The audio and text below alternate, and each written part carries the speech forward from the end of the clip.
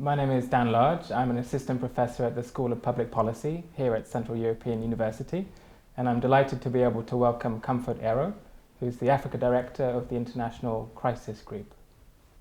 Welcome, Comfort. It's a pleasure to have you here. Thank you. You've just been talking on a very interesting and very topical, important theme concerning state fragility and crisis response. I wonder if we could begin by you providing an overview of the general background to your topic today. Thank you very much for having me here at the university. The theme was on looking at preventing fragility and asking the question, what has gone wrong, if anything has gone wrong? And I say that because of the kind of crisis that we've seen unfold in the last 12 months on the African continent, namely Central African Republic and South Sudan. And I raise the question of what has gone wrong because for the last 10 years or so, the international community in the form of the United Nations, the European Union, the regional organizations in the form of the Africa Union have been working and looking for ways in which to resolve crisis or to prevent recurrence in countries that are coming out of war. So my question in the context of these two crises, but in any other context, was to ask that simple question, what has gone wrong? But in fact, the answer is not so straightforward and is not so simple, despite the simplicity of the question. Yes, a simple question, very complex set of issues. And perhaps we could start by an overview of the situation in both Central African Republic and also South Sudan. What's been going on there recently? I mean, the immediate trigger, for example, for South Sudan was the outburst of violence last December, 15th of December 2013, and I think a number of actors who are watching or who have been very focused on South Sudan were very alarmed by the sudden pace of violence. But this came off the backdrop of a meeting that was taking place within the ruling party's National Council. A lot of tension had been brewing up throughout 2013, concerns in the nature of governance within the party itself and within the army. And this coincided with tensions between the key figures in the country.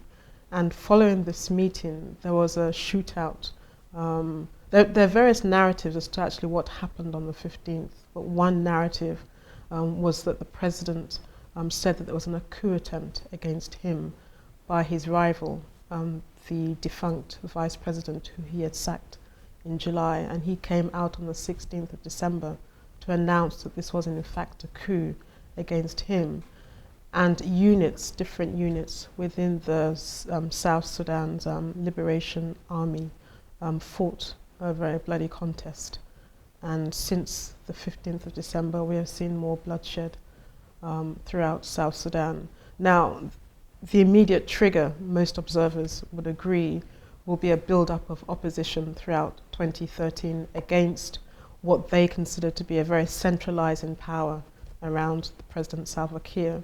But most long-term observers would argue that the very foundations of what we're seeing today laid in the 6-year interim period between the signing of the Comprehensive Peace Agreement with Sudan and then Independence Day on the 9th of July with South Sudan, where the SPLM, the South Sudan People's Liberation Movement, failed in many people's eyes to begin to think coherently about its transformation from a liberation struggle into a political party that would navigate the birth of this new country. Other long-term watchers of South Sudan say that, in fact, the very foundations of this crisis could go back as far as 1991, where a bloody civil war, internal crisis in the party, in the movement, also resulted in crisis. And so, in a sense, one could argue that 2013 and what we saw in December was really about wartime divisions and unfinished business, pre-independence unfinished business that had spilled onto the streets of Juba and outside Juba and had consumed the entire country. Turning to a contrasting neighbour case, Central African Republic, what's been happening there in terms of the conflict and the crisis? This one is a very unfortunate story of a country that's literally been forgotten by the international community. And when you chart the country's 54 years, the country has lurched from crisis to crisis. It has found itself in a permanent state of civil war, rebellion, mutiny, largely because of the successive failures of the country's autocratic leaders, including one self-appointed emperor, Bokassi. One can't ignore the legacy of colonial rule under the French, but this is a story in which governance by warlordism has effectively choked the country. When we, International Crisis Group, called it a phantom state in 2007, it was because the country had virtually collapsed, that there was no functioning state, and that it had abdicated its ability to govern itself, and that the international community therefore needed to deal with it differently. Now, fast forward, the very first signs, if you want to understand what is going on today, you can limit your analysis to developments since December 2012. And actually, it's interesting to note that both crises were December in their history. And one thing to note is that the seeds of the rebellion that's happened in December 2012 laid specifically with the failure of President Bouzizi, who eventually was kicked out of power in a coup in March of last year. But he failed he reneged as far as the armed groups were concerned in implementing fully two various peace agreements, especially ones that dealt with reintegration into the army and disarmament. And it was armed groups from the northeast of the country, who were mainly Muslims, but there were marginalized groups who felt that successive governments had failed to deal with a number of their grievances. But it's also a story of personal ambitions, greed, political control by a core group of elites who wanted to secure power for themselves. And so this crystallized into a rebellion in December 2012, and then a failure to act immediately or to protect the peace agreement that was signed in January of 2013 led, unsurprisingly, to a coup in March 2013. And again, the failure to act, the failure of the international community to move in very quickly has allowed the conflict to spiral out of control to today's bloodbath, where we've seen 700,000 people internally displaced, a number of refugees spilling over into neighbouring Cameroon and Chad as well. So it's a shocking and alarming, the level of brutality, but I think that brutality has been compromised by the lack of innovative response by the international community. Before we turn to this crucial question of what's gone wrong, could you give an overview of how international engagement has proceeded in Central African Republic and South Sudan before the outbreak of both crises?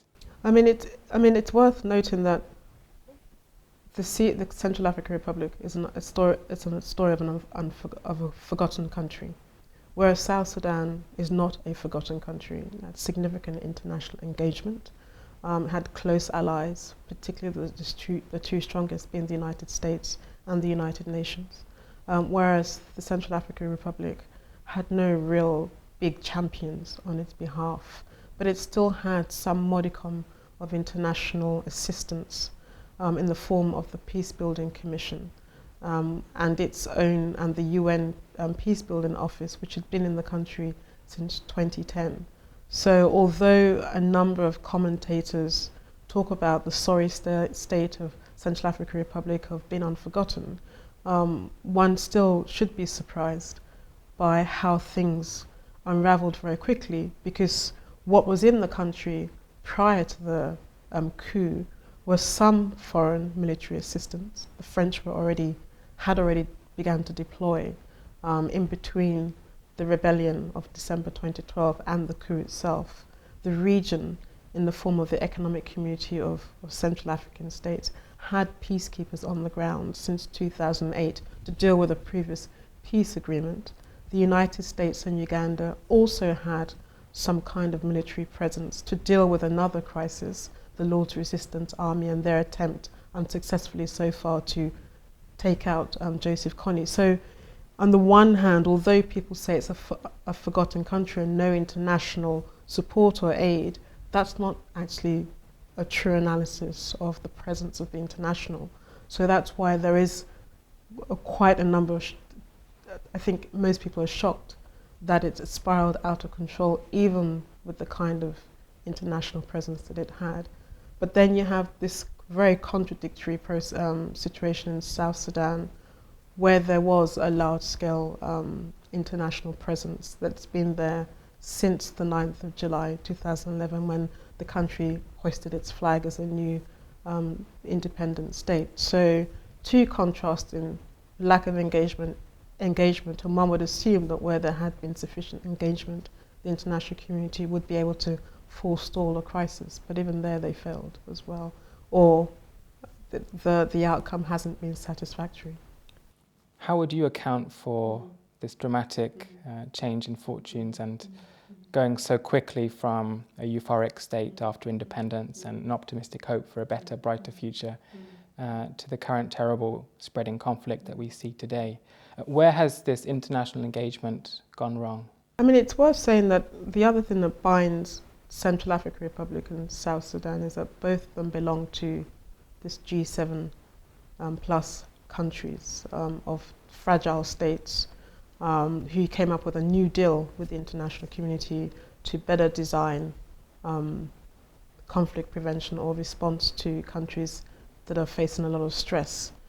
And in many ways, if one is trying to understand, I mean, there are many explanations, and I think a lot of them are still coming out today as to why South Sudan is facing its current crisis. I mean, we can't rule out the leadership's own failure, and they should be held accountable also for their own failed attempts to put down or lay the foundations that would be necessary to build a new country.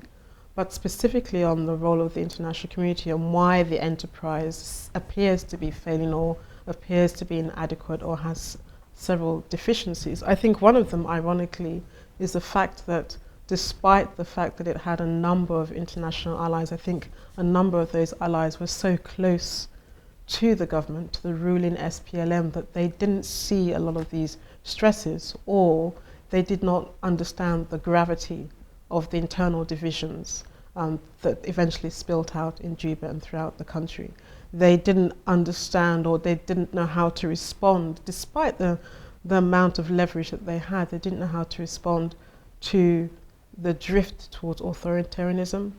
They didn't have adequate responses to deal with the fact that power was being increasingly centralized. Although it's worth saying that those who do challenge Salva Kiir, the president today, are no more democratic. It's just to point out that they didn't see all the warning signs, because I think they were pretty close to the problems themselves. I think tied to that is because a number of them, not just the United Nations or the United States, but even international aid agencies and NGOs as well, tended to believe, or naively believe, that the threat to South Sudan was external to the country, that it came from its northern neighbour that it had divorced from back in 2011, that the bigger threat, the greatest threat for South Sudan was in Khartoum as opposed to Juba. And well, we're now seeing the tragic consequences of not paying attention to what was actually going on directly in the capital, or not to believe that it could worsen than it was. And it's always hard to know. I mean, most of us, I think most people, agree that they didn't expect to see the kind of bloodbath that we saw on the 15th of December. And my simple response, or my own assumption, was that there were significant build-up of crisis, an early warning in 2012 to suggest that this was going to go out of hand if there wasn't some kind of facilitating body to help navigate this tension within the ruling party as well. I also think that when one looks today, even at the US the US government's own country report on South Sudan, there were a litany of suggestions that things were going horribly wrong. Whether they assessed that it would spill over in the way it has done today is hard to tell. But for example, there are sufficient indications of human rights abuses. There was a sufficient indication that political expression was being cut, that the space in which to maneuver to openly criticize the government was being closed down. There was a lot of harassment, intimidation against NGOs, against individuals, against civil society, and even the UN as well was targeted. These all suggest that things did not look good, but again, it's very clear that not a number of them thought that it would lead to a violent breakout, and rapidly in the way that we've seen since the end of the year. If we turn to Central African Republic, what's your analysis of what's gone wrong there, including this necessary interrelation between the international engagement and politics of Central African Republic as well? I mean, the other thing to say about South Sudan and to even answer the Central African Republic is also the mismatch between the kind of international assistance in the form of the United Nations and then the inability to really deal with the political dynamics and the realities on the ground. And that, I think, speaks very much about what happened in Central African Republic. So again, when we called in 2007 the Central Africa a phantom state, that was to acknowledge that you can't therefore pursue the same operational technical approach towards this country if it's absent from the rest of the country, if it has no institutions and it's largely dysfunctional and it's basically governance by warlordism, then the answer is not this technical approach, that there has to be a more intrusive engagement with the politics. When it's very clear that it's the personal ambitions of a leader that is navigating the country, and when it's very clear that the country itself is bankrupt and has abdicated its own ability to govern, then you can't continue to pursue the same kind of business as usual approach to helping the country resuscitate from its crisis. That you can't come up with the same template, and even if you are going to come up with that same template, that you have to apply it differently as well. And I think one of the dangers along the road is that the international community will repeat that same mistake, that it applies the same strategy. I mean, I shouldn't even use the word strategy, that it applies the same approach time and time again without stopping to ask itself some basic fundamental questions about the nature of politics, who's who, what are the relationships between key actors, who's driving, and what are the key drivers in conflict, and begin to map out the response to that. So often we see that the answer is a quick military response, and yes, we have to stop the violence, but after that, what happens? You know, the international community ends the bloodbath and then checks out. And there has to be a more long-term thinking, not just about how to rebuild the state to get it to provide services, but how to bring society into that picture as well, and to deal with a number of social dilemmas in the country as well, to deal with the grievances in that country as well. And most of the time we find that there's not even an appreciation of the root causes of conflict. And now we have new dynamics, new paradigms now playing out in the Central African Republic.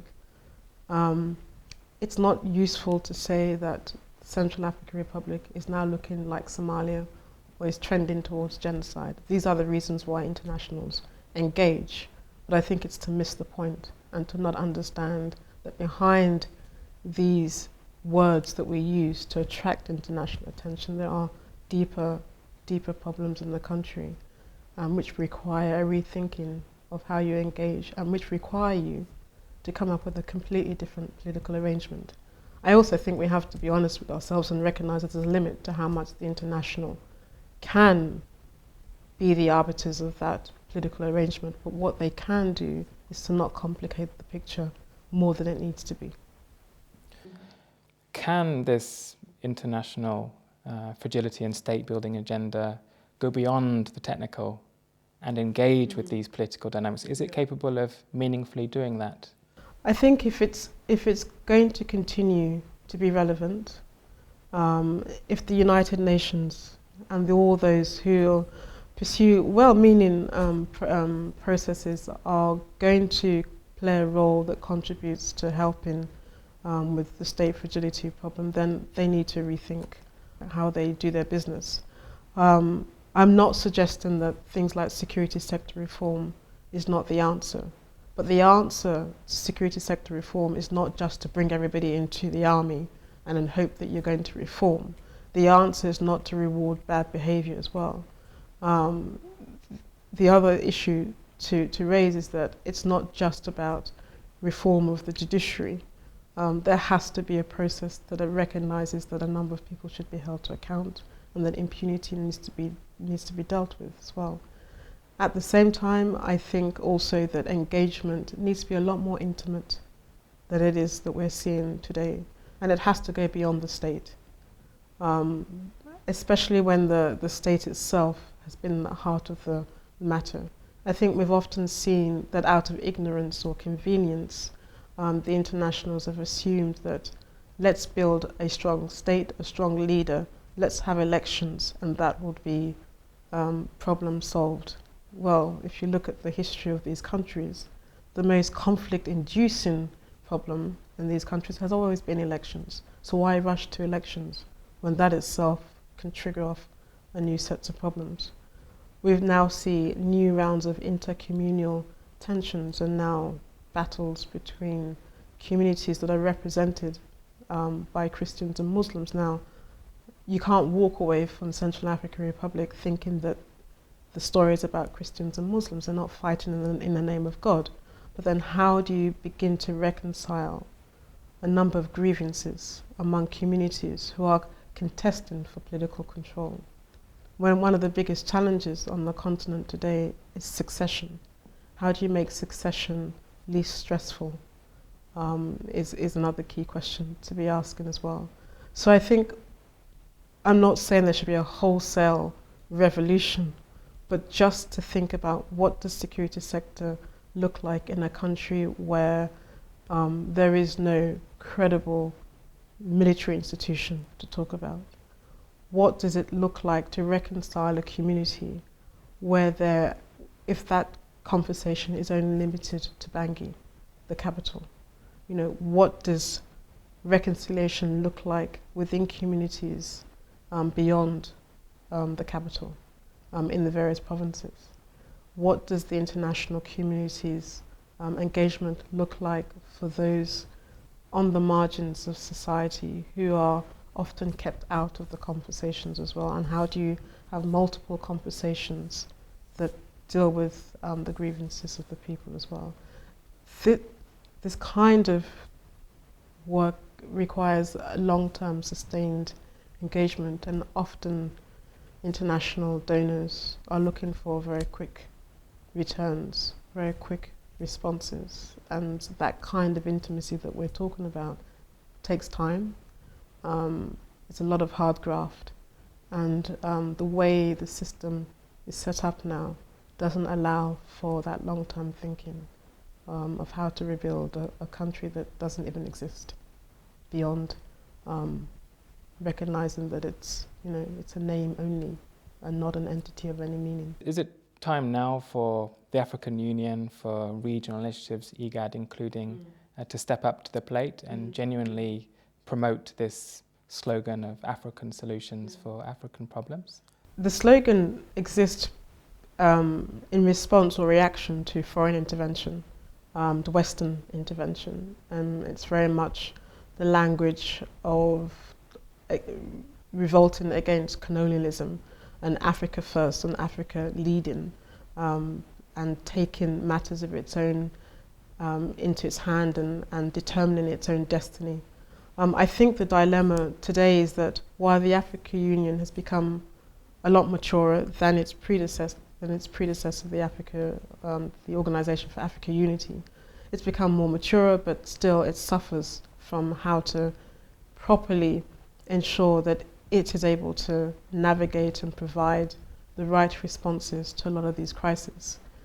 I think the dilemma that confronts the African Union today, and even the region, is that there isn't a African solution. At the end of the day, there's a lot of national interests, particularly in the neighborhood. So, for example, Central African Republic, one of the biggest dilemmas that has confronted that country is that there has been successive regional interference.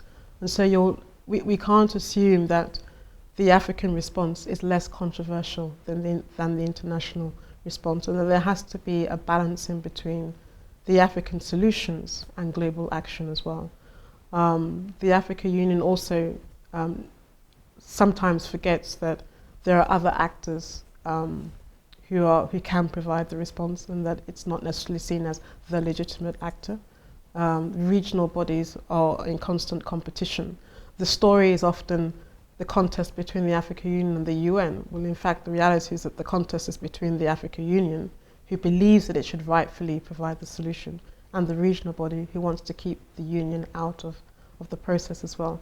And then you've got individual powerhouses on the continent, and in the Central African Republic, for example, it was between Chad and South Africa. In South Sudan, you've got this delicate balancing act between Ethiopia, which is very concerned about Uganda's rise in the region, and then on the other hand, you've got Ethiopia very concerned about South of Sudan's own role and keeping an eye on Sudan, and at the same time, Uganda keeping an eye on Sudan. And I think, unfortunately, if we're not careful, South Sudan may see itself as a battleground for trying to work out these complex regional divisions and balancing act as well. So while we promote and champion African solutions, I think we should be careful not to overstate it to the detriment of trying to find solutions for these countries. At the end of the day, no single actor will be able to resolve the crisis in South Sudan and Central Africa, and I think they have to work together and manage those relationships. But ultimately, the destiny of these countries is in these countries themselves, and the international can play a useful role by making sure that it offers itself as a forum to facilitate these dilemmas and not become party to the conflict, which we often see in a lot of these crises.